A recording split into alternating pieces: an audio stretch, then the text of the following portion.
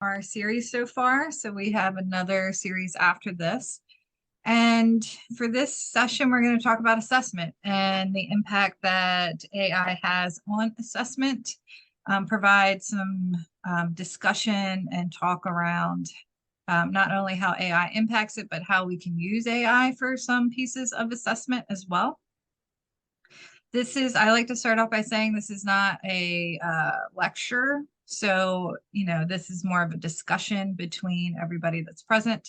So I don't want to feel like, I don't want you to feel like you can't interject or ask questions at any time. All right, so I always start off each one of these sessions with just some feedback from our guest and regarding the topic. So the question to start off with is, what are your initial thoughts about the impact of AI on assessment? So artificial intelligence in general, more specifically ChatGPT, that seems to be what most are familiar with. So feel free, you can raise your hand, you can just unmute yourself. Let me know what your initial feelings are about it. Are we fearful? Are we not sure? Are we uncertain? Is it productive? Is it not? What are your initial thoughts? Are you talking about students using ChatGPT and submitting work as their own, or you're talking about faculty using ChatGPT to assess? Both. Both. So I have my thoughts, and I think many students are going to use ChatGPT to do their work. And I'm concerned that ChatGPT is not gonna let them use their critical thinking. And those who can use critical thinking already, they are gonna go and use their critical thinking in their work. But those who are not really up there, they are just gonna take whatever ChatGPT spits out and submit for grading.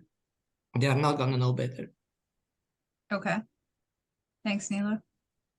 Yeah, what's funny is, because I was previously a MPA program director and also worked on middle states. So assessment, when I think assessment, I immediately think of program or university assessment rather than classroom assessment. I agree with Nelu. I believe that I've already received a large paper that is part ChatGPT generated. Turn it in, didn't pick it up. But I'm going to tell you, I picked it up because it's not the usual writing of the student. But the other piece is I've noticed too, and for example, we're having a faculty meeting today, MPA faculty meeting, and we have results from some organization that's generated reports for us before. And one of the things that picked up on this report, on the last one, they'll have categories in there that's not even supposed to be a category, right? It'll be completely off base, right? So it's generating wrong information and they're labeling, yeah. So I'm still a bit skeptical about it, but I think it could be useful. Maybe. Okay. Thanks for sharing. Audrey, you have any thoughts you want to share? You're on mute.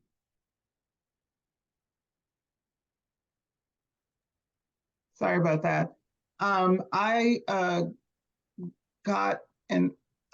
do a review problem at the end. I'm in the law school and teaching first year property. And I do a review session where I make them write out an answer to a factual hypothetical. And one woman wrote an answer that it was written like 19th century, like, I don't know, what was the name of that? Well, Blackstone or, Langdell. It was written like somebody from the 19th century. And I thought, this kid talks like this. And so I think part of it may have been the chat GPT. Ultimately, the maxim rings hollow. If for no reason, then it's sheer circularity. If A is compelled to refrain from a certain use, simply to avoid working harm to B, then B has worked harm to A. Wow. So for me, I guess, in a way, it's like a collection of sentences that the student has submitted as her own. And as I understand what I've just been hearing in the media about ChatGPT, that doesn't make it, it's like there's nobody who's been plagiarized.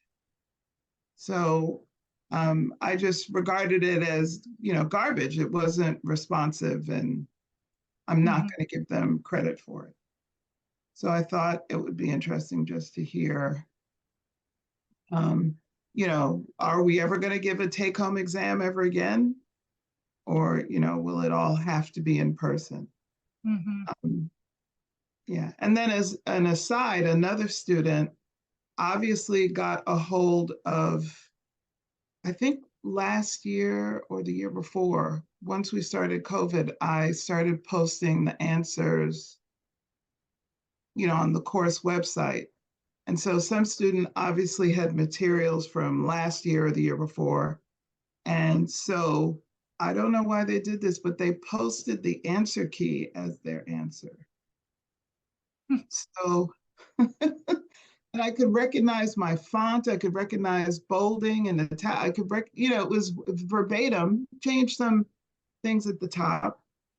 And so that to me, again, now, so I'm giving the same problem to this year's students, but I'm distributing the answer key by paper just to make it harder for them. Like if they wanted to scan and keep it, they can, but it just, I guess, reduces the likelihood that they'll do that. Okay. Thanks for sharing, especially that example. We have some new faculty coming in. The question we're initially discussing right now is, what are your initial thoughts about the impact of AI or ChatGPT on assessment, to get us started in today's discussion? Does anyone that just joined us want to share their thoughts on that question? We have a hand up. Okay. Lawrence, is that how you say your name? Can you hear me now? Yes. So I can relate to Audrey's difficulty there. I had a student last week submit an essay. Strangely, it was about ethics. Yeah. But the student submitting a completely fabricated assignment.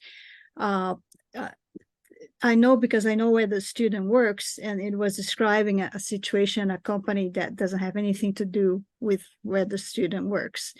It was supposed to be a reflection, a personal reflection on a situation that came up in the workplace that challenged one of your values. And then how did you respond? What helped you? What hindered you?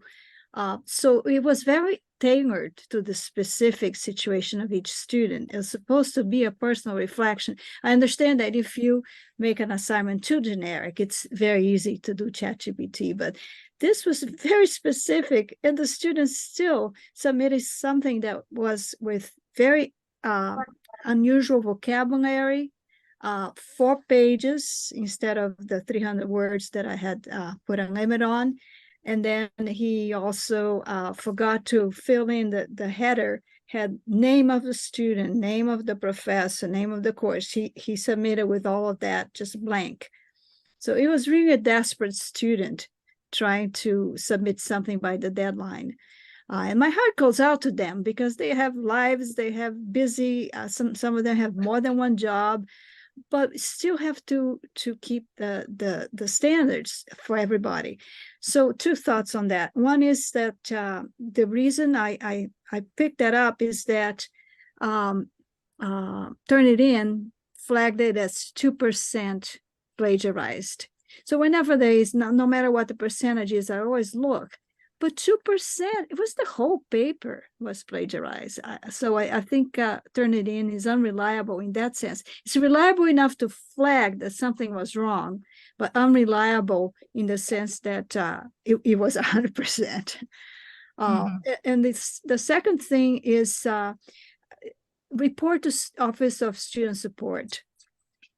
This has to be on the record. We have to start accumulating data about this so we know what to deal with it, how to deal, instead of just having a solution that Audrey came up with, a solution that Lourdes came up with. We have to collectively develop a consensus on how to deal with those situations. And I'll shut up and listen. Thank you for sharing. Alan, your hand is raised. Yes, it is. Can you hear me okay? Yes. Okay. I'm in Panera. I apologize for the sound. I would turn off background noise, but I don't know how. But I would like to talk about it in a different direction. And that is, everything about the discussion so far is important. That needs to occur.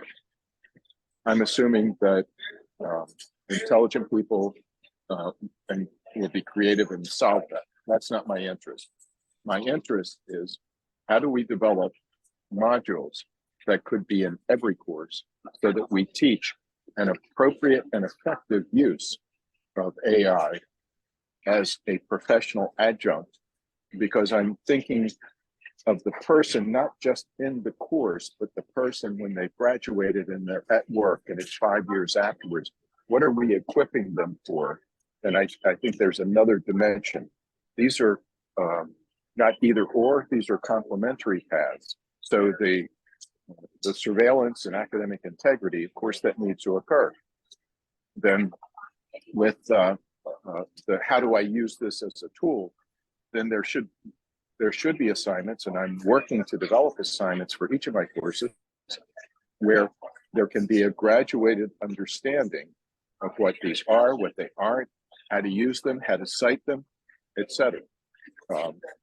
And the last discussion that we had, I put on what Johns Hopkins School of Public Health has for citation when you use ChatGPT, and they said, well, you can't cite who it is because it isn't any one person. It's just out there. But they do have standards on whether it's Otter AI or others. So this applies also to faculty and our publications activities, as well as the students and their assignments. And maybe I've said enough now. Thank you, Alan. Nilu?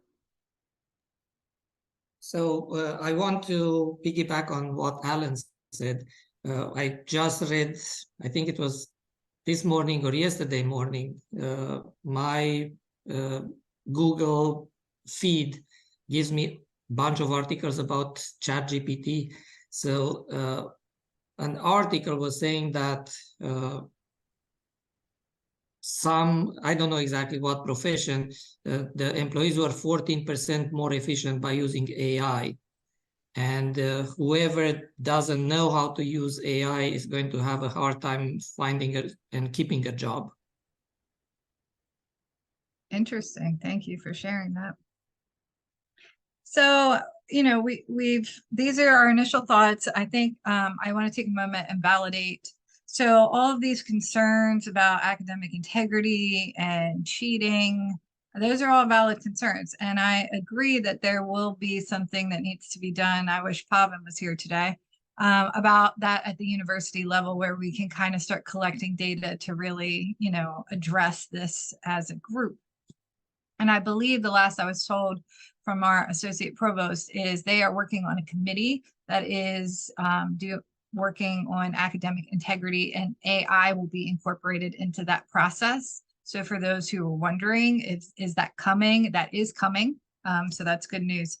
I also want to mention the media. So, AI and ChatGPT, because it's the hot buzz right now, gets a lot of media attention, and a lot of it is negative media attention rather than focusing on how can we use this to think about teaching and learning, how can we use this to think about assessment, and more about thinking about how to improve those pieces. So that's really where I want to lead our focus more today. and I think Alan was kind of touching on some of that, is going down a different path of thinking about assessment in the world of AI. So with all the talks that we've done, and I will say the other one is published if you missed the one last week on assignments. Let's talk assignments. Was that assignments last week? I think so. Then feel free to go back and watch that video because it will address some of the things, how to create an assignment to avoid kind of the desire or use of ChatGPT for your students. So that might be helpful with some of the concerns that you're mentioning now. But I also like to continue in the discussion with some initial considerations when we're talking about AI, and we're talking about assessment. So I want to kind of step away from just the AI for a moment to kind of really define what we mean by assessment. And the first thing I think that we all need to ask ourselves as faculty and even as staff when we're interacting with students is, what do we want our students to learn? So what is the main goal of our course? If we're teaching, you know, for Nilo, I know you teach forensic science. What is, you know, what do you want your students to learn? Alan, you work a lot with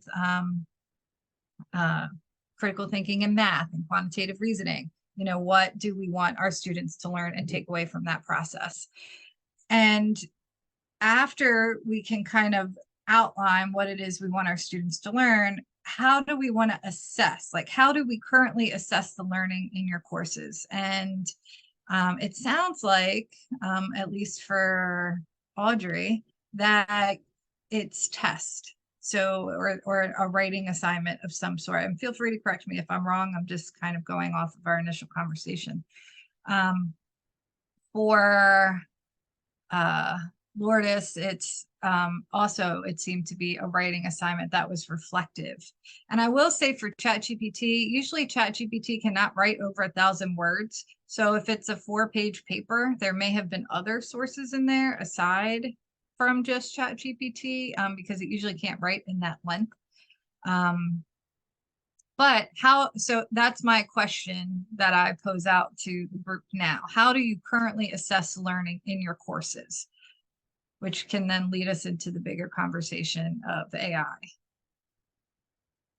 I see, I know 2 hands are raised. Alan? Is your hand raised? Alan? Oops.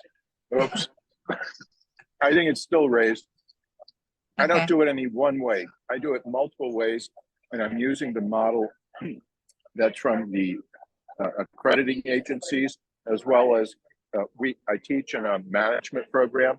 So I was in management for 15 years. So part of it is having practical exercises that have academic merit to reflect learning of the content, but applying it in a way that would be consistent with what they would experience in the workplace. Okay, thank you. Nilo? So what I'm trying to do is go through all the levels of Bloom's taxonomy.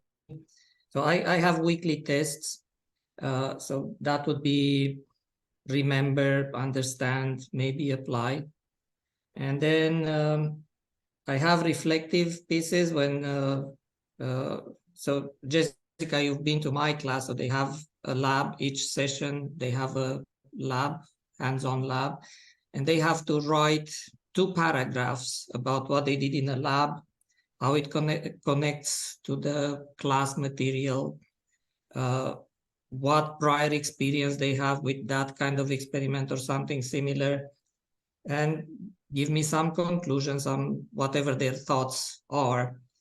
And then if I want to go higher to create, evaluate, so that's when I go to peer-wise.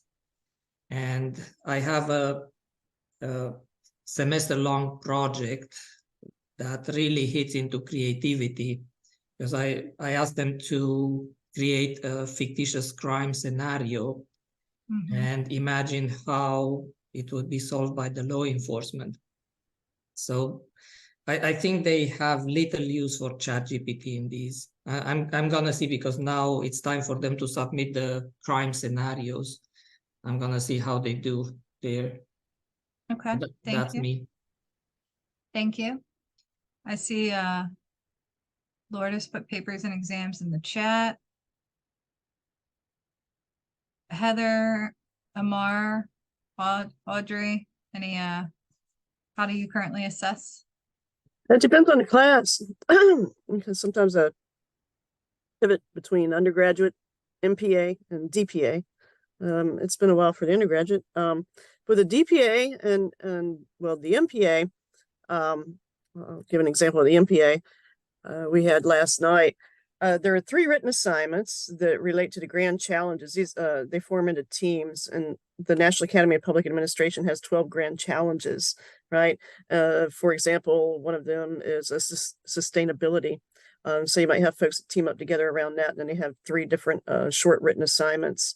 Then I also have midterm and a final exam, and quizzes as well. Yeah. As for the doctoral students, they have major writing assignments and article review. Yeah. Okay, thank you. Anybody else want to share how they currently assess learning? Alan added spreadsheets, presentations, written assignments, weekly structured reflective learning journals in the chat. Thank you, Zara. Also, I could add that with spreadsheets, it isn't, can you calculate to get the right point estimate number or the right calculation? It's not using the spreadsheet as a smart pencil. It's there's grounding in what are good spreadsheet modeling practices. There's that's included in the review of spreadsheets throughout the course once those are introduced, to develop knowledge and techniques that they can carry forward immediately into the workplace and certainly afterwards. And then to layer in a structured way throughout the course with relatively simple models, then adding a few more details and a few more details, et cetera. So part of it would be the assessment of good spreadsheet modeling practices throughout. So that's reinforced throughout and it's introduced early. Secondly is through example, but then through requiring some work that shows that they have gone through the examples to develop a working model that would both permit understanding for a calculation, but then to do what ifs. So you could do 1- and 2-way data tables, you could do conditional formatting, and we cover all of those kinds of things too. So it gets at what Naila was talking about with Bloom's taxonomy, which I'm generally not a big fan of that because I think it came up in a different context than the types of programs in which I reside and teach. But it does allow the higher level thinking that's in that, because we can not only talk about here's the calculation, here is a function. If you didn't know this function, how could you create a model, system model that would allow you to do these what if scenarios? So, and that's just with spreadsheets. And then for a project, it would be at a higher level, but what would be expected in the workplace would be, if I were doing something from the beginning, first class, one of the first things is never submit more than one Excel spreadsheet. So I have a tutorial, I show them how to do it. You just put them all in one, you have a table of contents, etc. But for the course project is 3 things. It's a PowerPoint, so you have to develop a presentation. The last slide has to be provocative questions for an audience where you feed the discussion and then you manage the interaction with the class. So that's the PowerPoint. You have to have the Excel spreadsheet that addresses a decision to be made. And that's the document that you also write. So it challenges the skill of pulling the results that are salient in a spreadsheet into a document which you're writing as a narrative. and having the set of those all go together, which I think is a higher level learning aside from each of the individual elements. It's like when I get a PowerPoint and a PDF or a Word and I get an Excel spreadsheet, I say that's really not the assignment. If you say in the document, see the Excel spreadsheet. Mm-hmm. Okay. Thank you for sharing that. So, and thank you, Audrey, for the examples that you put in the chat as well. I know as faculty, most of us, if not all of us, are aware of formative versus summative assessments and the difference between the two. So, you know, formative being assignments that are kind of done as a way to assess knowledge midway through the course. So they might be like low task writing assignments, or low stakes, not low task, low stakes writing assignments. The quizzes that you do throughout the semester in order to kind of assess their chapter knowledge or their content knowledge about a topic. And then the summative assessment is the assessment that's done at usually a larger assessment. So something that can be done midterm or final exams, for example, is a summative assessment. And when we're talking about the impact of AI into assessment, one of the things we need to really talk about is, where does AI seem more readily available for students to use in a negative way? And how can AI be leveraged to help with some of those formative and summative assessments? And by the integration of using AI in that process will actually deter the student from cheating as well. So for the summative assessments, you're more likely to see AI use. So if it's, you know, write a 5-page paper, again, AI is going to butt up against their word limit that they have in their responses, unless you have the paid version, which I've not had the opportunity to play around with. And the formative assessments are, you know, depending if that's a multiple choice question, if it's, true and false statements, is it, depending what type of formative assessment it is, may also lend itself well. But usually the formative assessments are done within the classroom environment, and the summative assessments are those assignments that they're doing at home on their own over a period of time. So I want to talk about what support, when we're talking about the assessment process and we're talking about learning goals. And remember, everything has to go back and connect to what are you really trying to learn? What is the takeaway? But I also think it's important to spend a moment talking about what support AI actually gives students in the context of assessment, because we hear a lot of negative things about AI. And one of the things that AI does a really great job at is giving students personalized feedback on a paper, on a question, on a task, also with 24/7 availability. And it's not that faculty is not great at giving personalized feedback, but faculty is not available 24/7, nor should they be available 24/7. And if a faculty member has a class of, 50 to 100 students, being able to give that personalized feedback, even a class of 20, depending what the topic is and the content and the type of assignment, giving that personalized feedback to each one of those papers is challenging. It's difficult. And that is to no fault of the faculty member. It's just a reality of being a faculty member and teaching in the classroom. So AI provides that support and can provide that support to students. It also is an outlet for on-demand tutoring. Now, does that mean it replaces the in-person tutoring that is offered? Absolutely not. But it is another alternative for students to be able to get tutoring in a specific topic.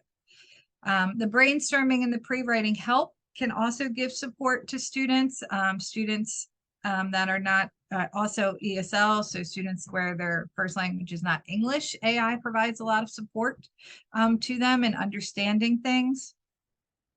And the last one that I have here, this bullet of being a friend, which you might think is silly, but there's oftentimes in classroom situations where students, because they don't understand the material that they were supposed to read or that they read, and then they came to class and they feel lost, often don't feel comfortable enough to raise their hand and say, I have no idea what you're talking about right now. Can you please elaborate further? It makes them feel inadequate. And then in front of you, throw in that social mix and your peers, and it creates a problem. So AI actually can serve as a friend, because if they don't understand something, or they're reading something in a very heavy, dense text, and they can go to AI and say, can you explain this to me in another way? AI can do that. And it has been, I mean, I want to say it has been shown to help based on what I've seen. But that is not peer-reviewed research. So I don't want to say, you know, hey, this has been supported in research. There's still a lot of research to be done on that. But this is one positive avenue that I actually see for AI when we're talking about assessment. Amar, your hand is raised. Yeah, this is just a little bit quite off topic, not really, but I was wondering if you have any recommendations in terms of making sure that the information that ChatGPT is given out is accurate. Sometimes I've asked it things and it has really gone off the rails and said things that I know 100% are incorrect. And for example, sometimes I know that it gave me the correct answer to a math problem, and then I ask it, are you sure? And it completely changes its mind and gives me a wrong answer. So it backs down pretty easily, even if it has the right answer. So I just noticed that, like just looking at this slide, when I use it for some of these purposes myself, I noticed that it sometimes can be incorrect. So I was wondering, do you ask it the same question multiple times to make sure that it did actually give this right information, for example? Or are there any tactics that you might have been able to find or try? So I am thinking then the next series or the next session is supposed to be on the scholarship process of teaching and learning in AI. But I'm really thinking about changing that based on interest into a play with ChatGPT with prompts session, because I found this excellent resource that has over 100 different ChatGPT prompts. And you can ask it to be, and it gives you, and I'm going to show you examples of some of them as we continue on. But you can ask it to be a football commentator and put information in the language of a football player. You can ask it to be a tutor, a psychologist, a friend, and it gives you very specific prompts. So I think some of the inconsistencies that people see when they're using AI to kind of address specifically your question is because the prompt it's not detailed enough. It's not specific enough. It doesn't ask those direct questions. So the prompt is, you know, crucial. Step number one. Step number two is, this is what I've been ongoing saying about AI and role of faculty and staff, and that's why it's so important, is that it has a ton of bias. As you know, it's inputted from a large language model. It's trained on information it was received, which that information is biased. So, you know, using the AI, you know, you have to be the expert in the content.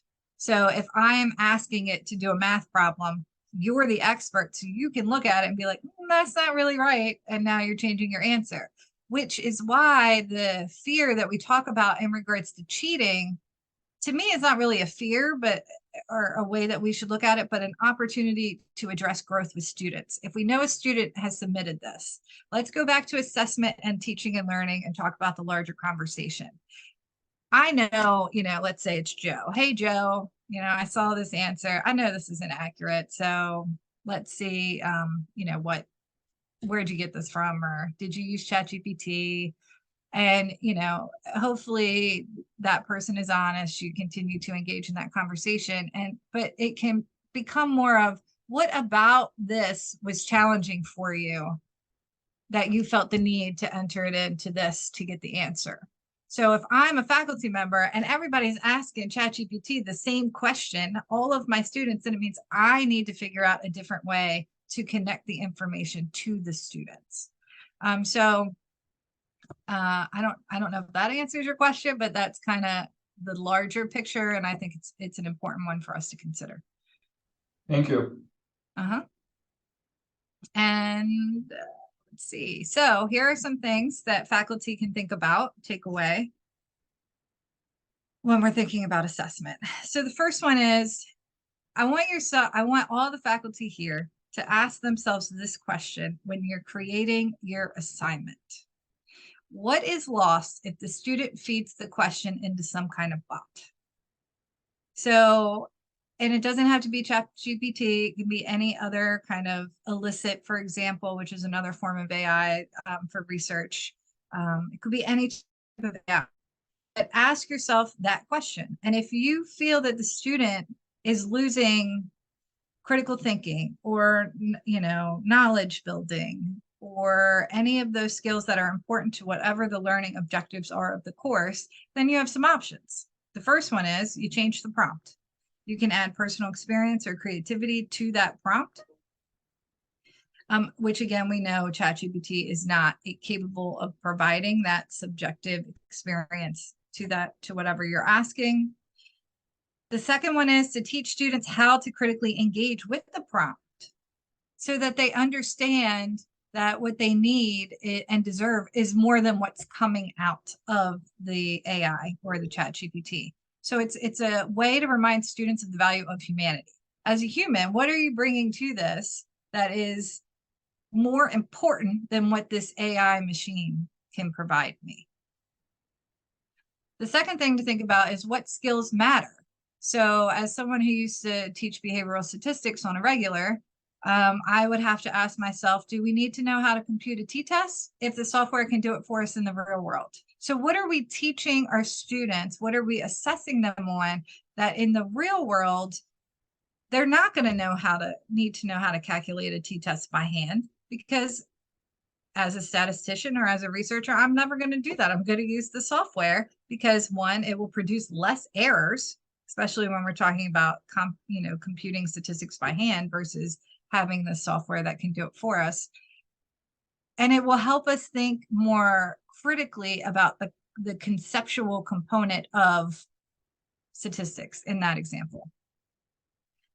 The second one, do we need to focus on the process of learning rather than the direct answer of learning? So because we know AI is not going away, AI is here to stay, and it's probably only going to improve.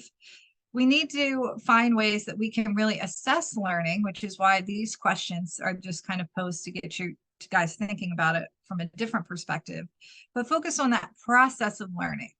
If I can compute a t-test to see if there's a difference between two groups, those who use AI versus those who don't use AI, and I can plop out the number, great, that's a direct answer. The machine can do that for me.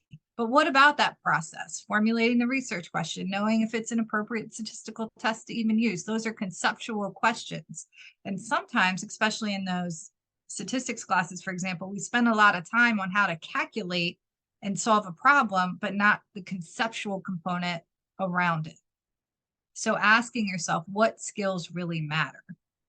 And then the last thing is alternative methods. So doing things, assessment, that formative and summative assessment pieces using videos, having the students create videos, portfolios, which can still include writing. And if you refer back to the Let's Talk About Assignments, there are some options and ways to still use writing and integrate AI and ChatGPT.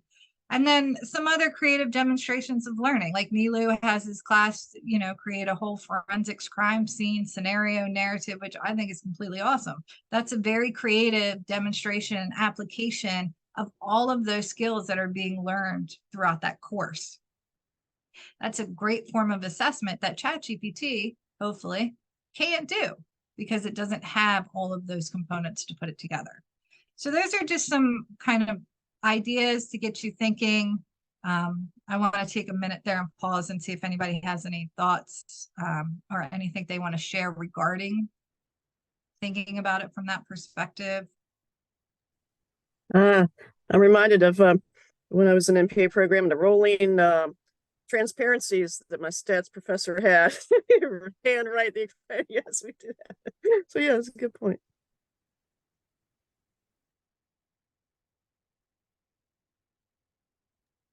Anyone I else? want my students to be able to understand difficult concepts and to be able to see their implications for really somebody's life. And so they need critical thinking. They need to be able to not just do yes or no, but to understand it's going to vary depending on different situations. And so if they can ask a bot, and the bot is going to say something and they're just going to accept it. Well, look, I asked the question, it gave me an answer. To me, that seems problematic. That is problematic. And what I would suggest in that situation is this, having the students is more of an integration of AI in that course, which I know is scary, and the law school, there's a whole set of other things that need to be talked about when it comes to AI and law and policy. And I completely am taking that into consideration, and saying that integrating AI, so ask them to put whatever the prompt is into ChatGPT, have that prompt spit out, and then critically analyze and engage with that prompt. Because it's not only an exercise in data literacy and accuracy, but it's a way that I think, with the way that AI and technology are advancing and advancing rapidly, especially in the, people are going to ChatGPT for law advice, right? So, and write me this contract. And AI, if asked appropriately, it will tell you, I cannot give you legal advice. Like, I'm not able to do that. I'm a large language model. But that's the population that the law students are going to come up to in the future, is that population of those who have access to something like AI. It's free. Go and get their information. Now you're dealing with a client who's like, well, I looked it up on ChatGPT and this is what it said. So, engaging students with AI in that aspect, and having AI create the prompt and then critically analyzing it, even prepares them for what they're going to come into contact with when they're dealing with their clients, if that makes sense. Just another way to think about it, something to kind of toss around. And I'd be happy, after this or in the future, if you wanted to talk more specifically about law and how that could be used. Again, I'm happy to do that. And I know Jay Knight over there in the law school has been to a couple of these, and he's interested in that process as well. So he's also another resource. So just a quick follow-up. So let's say I had the 56 students say, hey, let's see what ChatGPT has to say. And we all ran our own searches. Is it going to give us the identical answer? Nope. Interesting. Which could be a bonus, because no individual is going to give you an identical answer.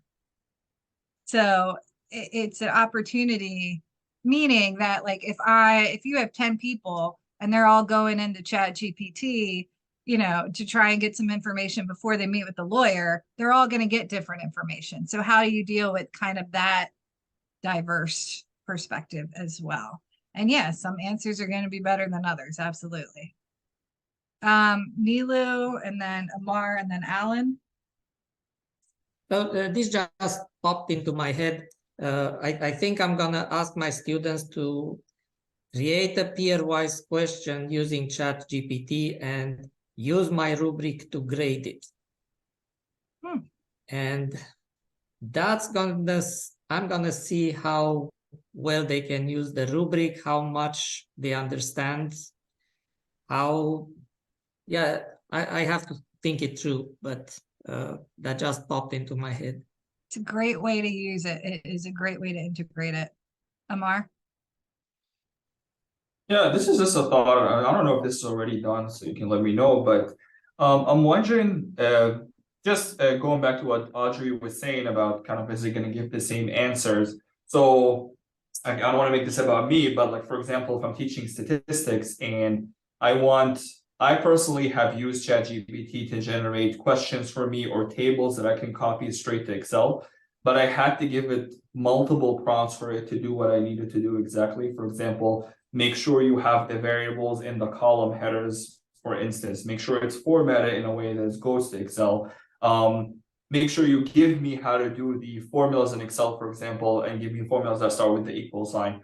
So I was just wondering if a faculty member could perhaps create maybe like 6 prompts or sentences or one big prompt that's they instruct the students to copy that to ChatGPT at the very beginning of the conversation to kind of set the scene. So ChatGPT knows exactly what kind of numbers or formatting of the numbers to give me whenever it gives me a number, et cetera, as appropriate to whichever context is. I was just wondering if that's already being done.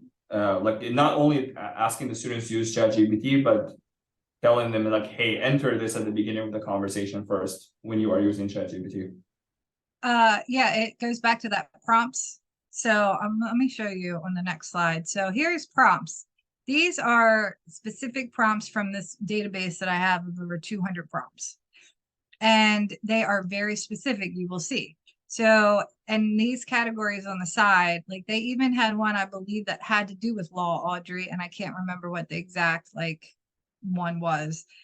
But you know, it's very clear. I want you to act as a proofreader. I will provide you texts and I would like you to review them for spelling, grammar, punctuation. Once you finish, provide me with necessary corrections or suggestions to improve the text. So you see how they're like very, very specific in what they're asking. And I think that you would still get, you're still going to not have the same answer if 6 people are using this prompt, which is interesting. But I think it creates this positive, like diverse perspective. It's like no student's going to give you the same answer. So I think that's a bonus to it that we haven't really talked much about.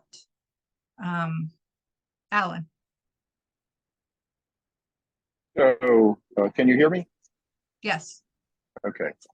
I think in a way for statistics and math, ChatGPT is a distractor. There is an AI referred to it and demonstrated briefly in a couple of your earlier sessions, Jessica.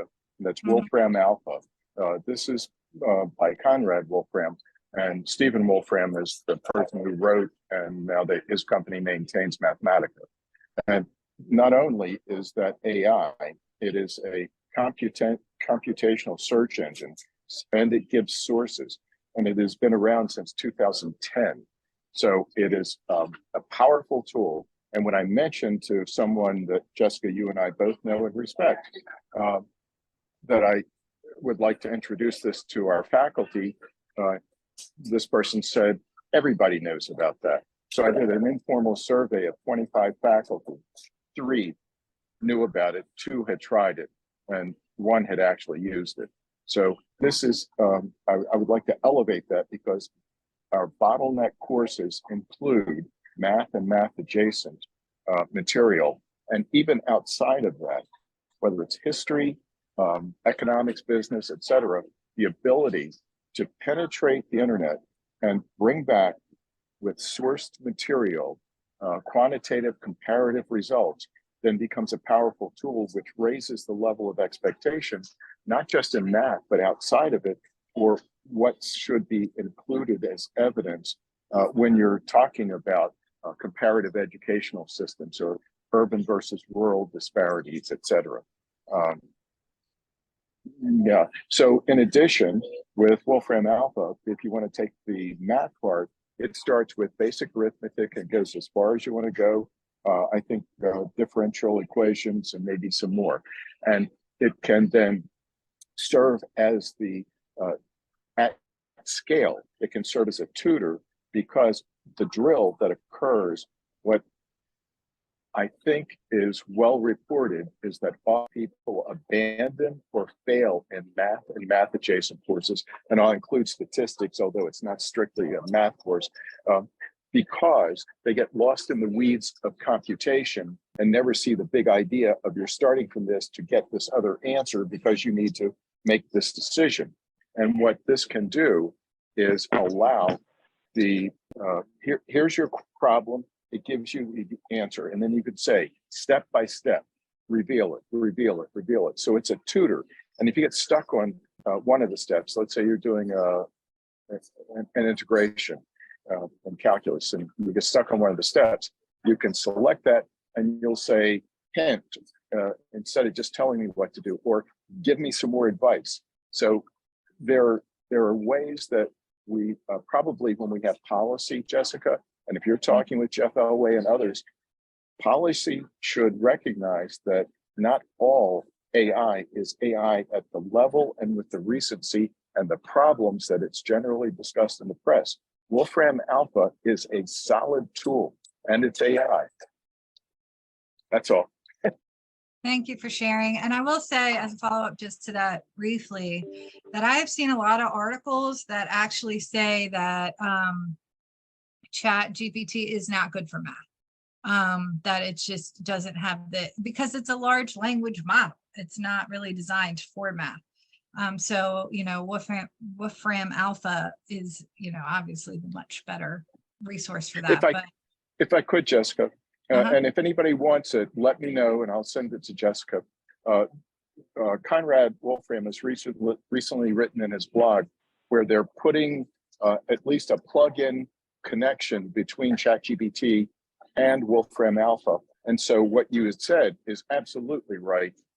What this has the potential to do, depending on the implementation and how well that is done, is that it might plug that hole. Yeah, that's excellent.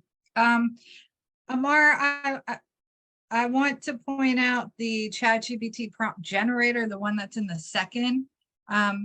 What this is kind of just, it gives you the specific details when you're creating a prompt. And I think it was Neely that put in the chat. I think I quickly saw about asking ChatGPT to tell you how to write an appropriate chat prompt. It will do that, and it will be funny in the process. I think ChatGPT has a little sense of humor, even though it is not supposed to have any type of human emotion. But it is very clear that it will say the prompt should always start with, I want you to act as, and then give it specific details on what you want it to do, and then giving it the content to kind of follow that process. And in regards to assessment, the writing tutor, so talking about how, students have the advantage in using AI, some of the AI policies that we talked about when we talked about AI integration, that was actually last week, the week before was assignments. If you have those, a lot of the policies that have been created in other universities will allow the students to use it for a specific task, and it's laid out in the syllabus. So you can use it as a proofreader. So this would be something, so you can see kind of like how they would be using it. And then this is an example of text to help as a writing tutor. Also, this is extreme. It says, I need someone to help me edit my master's thesis. Usually those are pretty long, and I'm not sure that ChatGPT has the capability to do that in length. I think it would have to be broken down as well. But I have also seen faculty use it in writing their AI policies for the classroom, and they will write at the bottom of the policy that the first draft was generated with ChatGPT, and then they will write, and I edited it by doing X, Y, and Z. So it's very similar to like the peer review process when you submit a manuscript and then they write back, here's all the things we think you should change. And when you change them, please send us a copy of everything you changed and how you changed it. So to me, that process that was written kind of mimicked that process of peer review in the publication process, which is useful and helpful, I believe. And then that leads us to, we have 4 minutes in our session. Again, want to be mindful of time. So any final thoughts, questions, comments? I would like to say, would there be more interest in having a ChatGPT prompt play session at our next session, so you can kind of experiment and see all these different prompts and stuff and how they could be used, over the scholarship one? We can always move the scholarship one later. Okay, that's Audrey. Heather gave a thumbs up. And the next ChatGPT is on May 10th. And again, this says it's about the scholarship of teaching and learning, but we may modify that. And if we do, I will definitely send that out. We're going to try a B-Flex option on that day. So for those that are in person and on campus want to join in person, I love to have people in person. And for those who still want to join in via Zoom, you will have that option as well. So I know the location is not listed here, but as I send out the update, then you will have that latest and greatest information. But any thoughts, comments about anything today, please take a moment to complete that scholarship. Not the scholarship, I'm looking at the chat while talking. Complete the survey so we can know how we can better improve these series and give you guys what is helpful for you. Any final thoughts, questions, comments?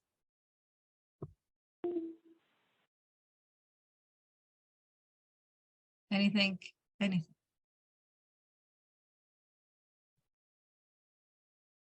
Bye, Audrey. Thanks for coming. Alan, you have